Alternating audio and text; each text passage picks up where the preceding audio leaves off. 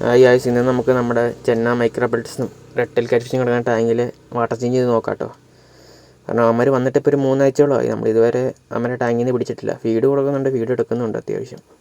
അപ്പോൾ ഇന്ന് നമുക്ക് ഈ ടാങ്ക് ഒന്ന് ക്ലീൻ ചെയ്യുകയും ചെയ്യാം. അവന്മാരെ പിടിച്ച ഒരു ബക്കറ്റിൽ ഇട്ട് നമുക്ക് സൈസ് നോക്കാം അവന്മാർ വളർന്നോന്ന്. ഫസ്റ്റ് തന്നെ നമ്മൾ പ്ലാന്റ്സ് എല്ലാം മാറ്റി അവന്മാരെ പിടിച്ചൊരു ബക്കറ്റിലേക്ക് ഇട്ടിട്ടുണ്ട് കേട്ടോ.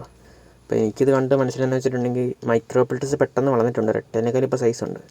വന്നപ്പോൾ ഒരു റെഡ് ഒരു പകുതിയോളം ഉള്ളായിരുന്നു. അപ്പോൾ ആൾ റെഡ് സൈസ് വെച്ചിട്ടുണ്ട്. റെഡ് കുഴപ്പമില്ല, ചെറുതായിട്ട് സൈസ് കയറിയ പോലെ എനിക്ക് തോന്നി.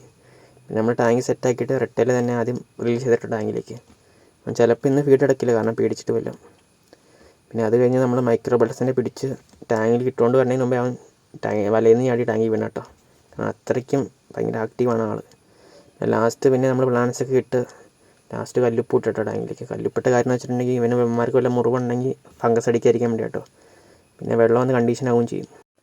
പിന്നെ ഇങ്ങനെയുള്ള വീഡിയോസ് കാണാൻ വേണ്ടി നമ്മുടെ ചാനലൊന്ന് സബ്സ്ക്രൈബ് ചെയ്ത് വെച്ചേക്കുക. Okay, by.